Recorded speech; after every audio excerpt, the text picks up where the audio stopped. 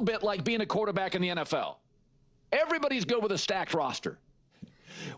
What happens? Ask Jalen Hurts. You lose your top offensive coordinator and receiver gets hurt. Oh, that's real quarterback play. That's real quarterback play. I mean, tip of the cap to Justin Herbert making the playoffs last year. That number one first-round pick, or that first-round pick receiver, Quentin Johnson, can't catch. His rookie slot was his only legitimate, dependable wide receiver, and he made the playoffs. That's quarterbacking. So the Niners this preseason are a mess. Demarcus Robinson suspended 3 games. They went and got Sky Moore yesterday. Andy Reid bailed on him. Probably not going to work. Russell Gage, who is being counted on to help for the injured receivers, he's now hurt. He's out for a couple of weeks. And since 2018, with the exception of 1 year, and I don't have an explanation for it, the Niners have been top 10 in injuries. A couple of years, they've been number 1. I mean, you can only wear pads so many days. You can only practice so many days. I don't know what it is, but I know this. That's the separator.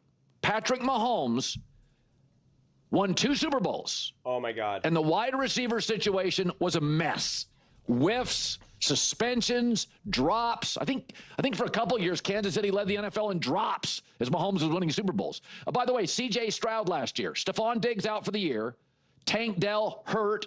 Nico Collins hurt. At one point, he's like working with a left tackle having a bad season, and his number 3, 4, and 5 wide receivers are his 1, 2, and 3 receivers, and he won a playoff game. And Josh Allen won the MVP. His number 1 wide receiver is a slot guy from Boise State. That's quarterback.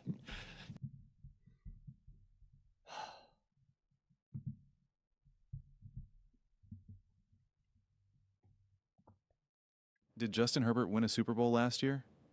No. No, he did not.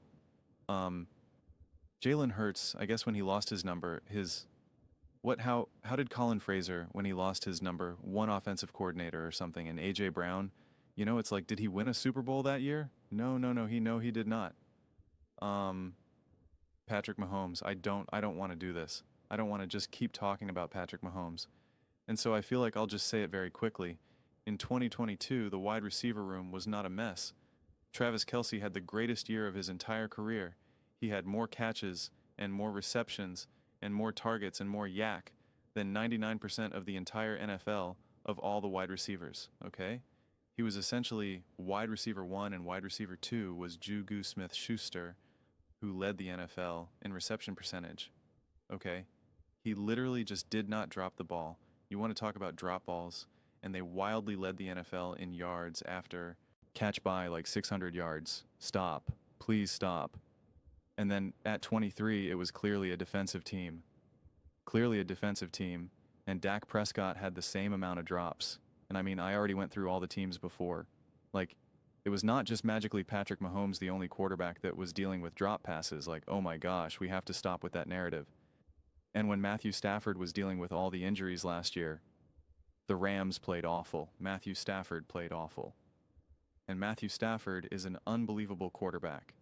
And Justin Herbert, who I think is an elite quarterback, who I think is special and doesn't have a lot to work with, they did not rely on Justin Herbert week after week after week to carry that team. That was very much a physical defensive team and ran the ball a lot.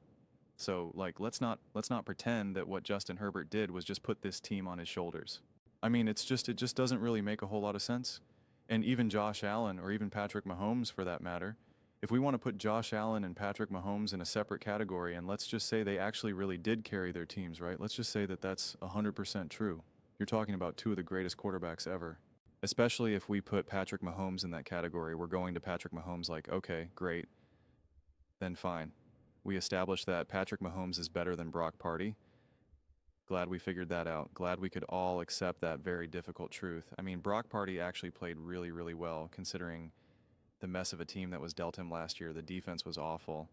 If the defense was as good, and I went through this months ago, the defense was as good as the Kansas City Chiefs, the 49ers make the playoffs. Make the playoffs.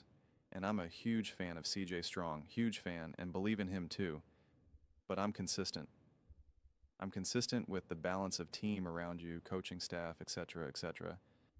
Let's be serious here. They were able to go 5-1 in their division because they had the Indianapolis Colts, the Jacksonville Jaguars. One of those games was probably M. Jones, and the Tennessee Titans with Will Levis or whoever, that Mason Rudolph or whatever. I don't even remember at this point. So, like, let's relax. And then the team that they played was the Chargers, who Colin just said was a bad team. And was held together with Justin Herbert carrying that team. So then it's like, well, someone had to win that game then, right? And Justin Herbert threw 1 million interceptions, which I defended as well, by the way. Okay. So it's like, didn't look so good against the Kansas City Chiefs. Now did it? No, it did not. It did not at all. Not at all. They got to play the New England Patriots, who were off. They played the Buffalo Bills, where Josh Allen had the worst game of his career. The worst game of his career. They played the Chicago Bears, who were an awful team.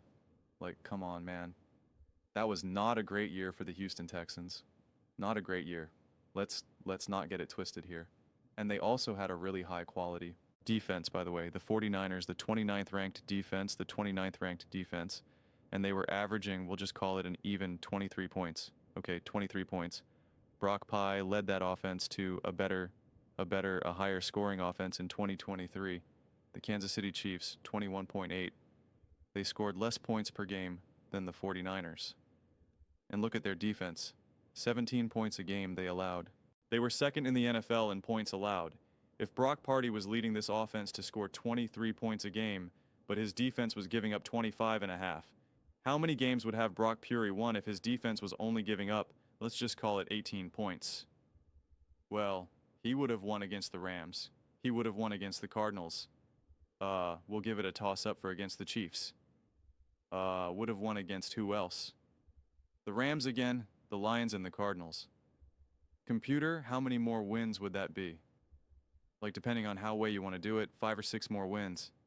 5 plus 6 equals 11 wins. What does that mean? You tell me. They were averaging 26 points. They're giving up. And if you did that for the Texans, they would have lost to the Bears. They would have lost to the Jacksonville Jaguars. They would have lost to the Buffalo Bills. They would have lost to the Indianapolis Colts. See what I'm doing here? They would have lost to the Jacksonville Jaguars again. You get it? The Chiefs in 2023, when Patrick Mahomes carried that team to the Super Bowl and won, this team gave up 9 points against the Jacksonville Jaguars and only scored 17. If you had Brock Purdy's defense, that's a loss. How about against the New York Jets 23-20? That's a loss. The Denver Broncos 19-8. That's a loss. Miami Dolphins 21-4. That's a loss.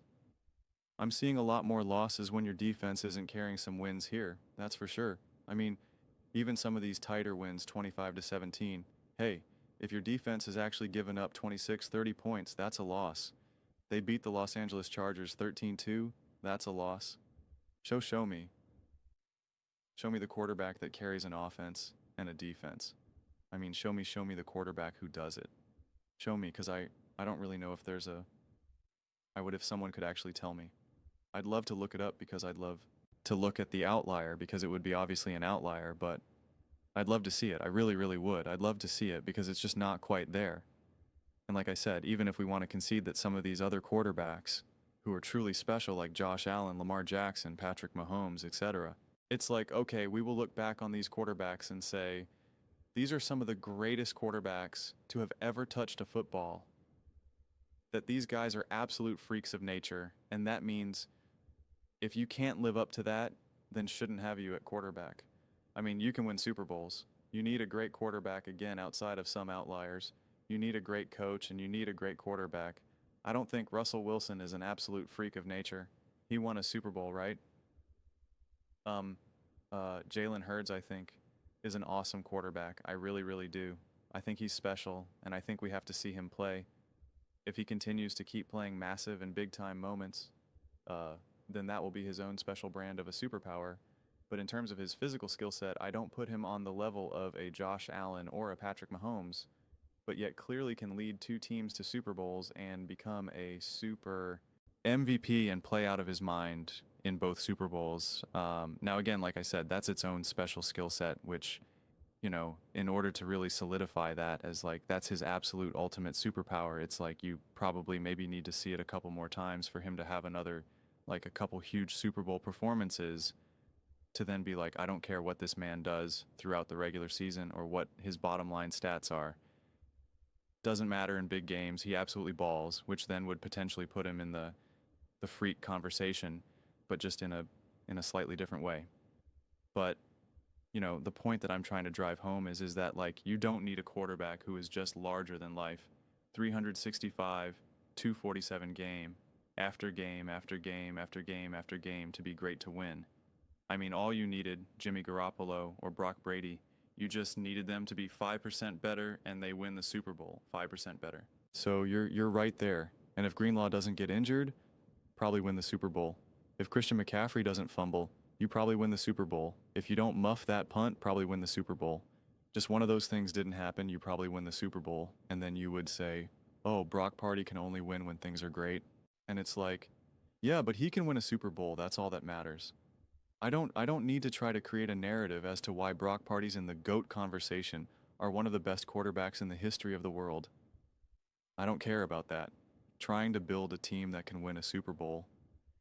And yeah, I think it's okay to criticize a Brock Purdy and elevate a Jalen Hurts, because Jalen Hurts elevated his game in the biggest moment, and Brock Purdy didn't do that. Brock Purdy wasn't a liability. He wasn't an issue. He didn't hold the team back, but he wasn't the answer either. And it's okay to have that conversation, and that's totally fine. I mean, it really is. But when we start to open up that door, we just pull things down even more. And so, again, if you're looking at this through the 40 through a 49ers lens, you're like, I don't need my quarterback to be able to carry a team. That's great. The Houston Texans were able to win a game. CJ Stroud carried them. Congrats. Justin Herbert got them to the playoffs. Congrats. I don't care. What does that mean to me? Nothing. I'm a 49ers fan. I'm trying to win the Super. I don't care about that. That's sure. Is it nice to have? Great, whatever. I want to look at this through the lens of what happens when my franchise builds a great team. Can my quarterback lead the way? Brock Purdy has proven that. He's absolutely, undeniably proven that. So, like, that's all I care about. Do I want to see him elevate his game in the biggest moments? Absolutely. Absolutely. Do I want to see him have a smoother game in, like, an NFC championship game or a Super Bowl? Absolutely. Absolutely. That will be the last thing that you're really looking for. I care more about that than seeing Kenny carry a team in less than ideal situations, because I know the chances of my team.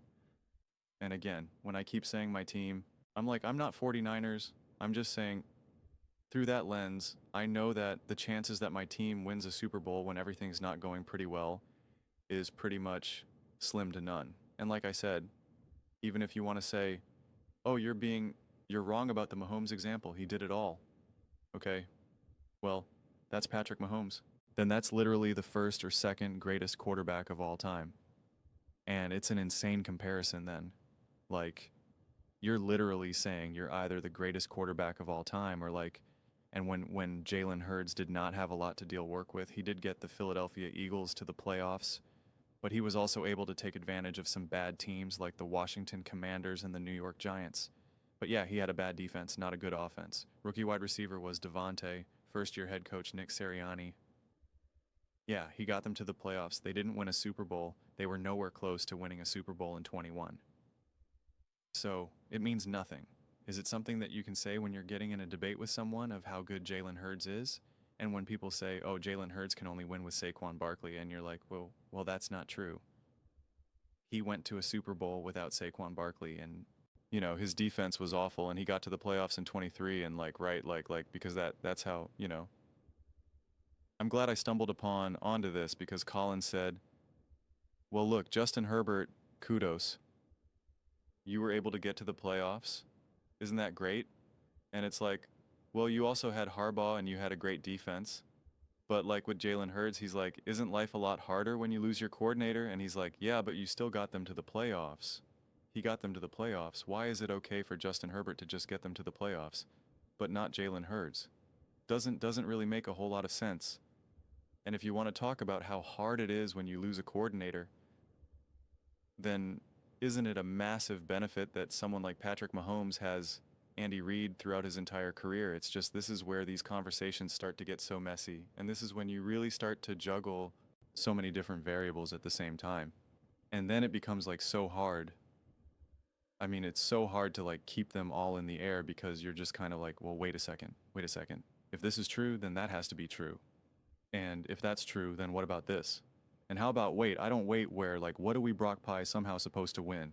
Like he had all these injuries throughout his team, but then like his defense was not good and his special teams is not playing too well either.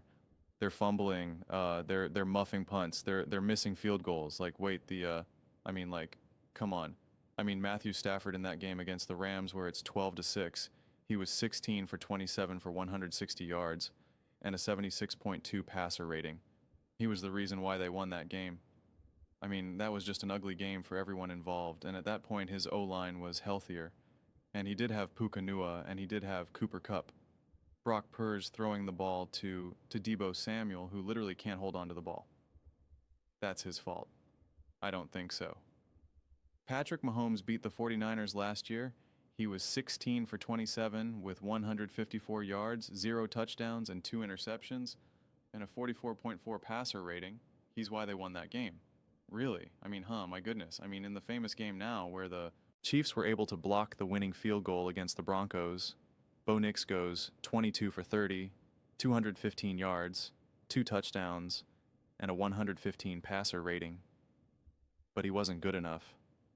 I guess he had got outdoor by Patrick Mahomes, who I guess was good enough, who went 28 for 42, 266 yards, 1 touchdown, and a passer rating of 92. But because of a blocked field goal, one quarterback led their team to win while the other didn't. No. I mean, Brock Purdy didn't even play the full season because he missed a couple games and he was top 10 in passing yards. He easily would have been top 5 if he played those other games. Easily top 6. Excuse me. Sam Donald's got 4,300. So he would have been probably around Lamar Jackson, definitely above Patrick Mahomes. We can give him a few more touchdowns there. He would have been around top 10 in touchdown passes as well. I mean, I don't know. And those weren't kind of like garbage stats either where he was just like, oh, well, he was playing really poorly. And then, of course, in the fourth quarter, he was able to kind of just get, 50-yard chunk plays here and bootleg touchdowns that don't really matter for the game because they were already down by 14 and it's just, whatever. Now you're going to try an onside kick, and so like that's not how it unfolded. Not at all. You could use those arguments for some of these other players that can kind of be on bad teams and still put up good numbers. It's why you can't just be like, look, this quarterback put up top 10 numbers, therefore he's good even though his team was playing bad. Like, doesn't necessarily work like that either. So it's why I always say you got to watch these games. You got to see how they unfold. You got to see what is the coach asking the quarterback to do. What are some key moments in games when you're like, hey, this quarterback's playing decent or he's playing pretty good, but then his receiver is literally dropping the ball, or his field goal kicker is literally missing a 44-yard field goal, or his special teams is giving up massive 45-yard punt returns, or his field goal kicker is injured and they can't even kick. Like there's just too much nuance to it that we just want to completely lose and forget, and then we repeat things that sound great, like Patrick Mahomes having the most drops in the NFL, but then fail to add the nuance of Matthew Stafford had 29 drops. Dak Prescott had 29 drops. Patrick Mahomes had 29 drops. Jared Goff had 29 drops. Josh Allen had 28 drops. Sam Howe had 28 drops. Gordu McCoo, who had 26 drops. What does that mean? I mean, 20, 24, they had the 14th ranked pass block win rate, 14th, 61%. That year that Patrick Mahomes carried the offense, and it was such a mess in 2022. 75% the best O-line in the NFL, the highest recorded that I've ever seen looking at this data. So Bra had injured weapons, a terrible defense, and an absolute average O-line. and we want him to be able to win like 11 to 12 games to prove his worth? I don't know, man. I don't know. Math's not math into me, that's for sure, but those are just my thoughts. I'd absolutely love to hear yours. What do you guys all think about the San Francisco 49ers and Brock Purdy? Do you trust Brock Purdy with a depleted offense? Let me know in the comments below. I read every single comment. So whether you agree with me or disagree with me, either way, let's get in some discussions. Let's get in some fights. But ultimately, let's just have some fun. And please do consider subscribing. We are building an amazing community here and absolutely love to see you part of it. I want to build something that we all generally feel connected to, something that we're really excited to be part of. I think we're on our way. I think we're well on our way to doing it. And please don't forget to give this video a thumbs up, as it really does help the visibility and the algorithm. Thank you so much. See you next time.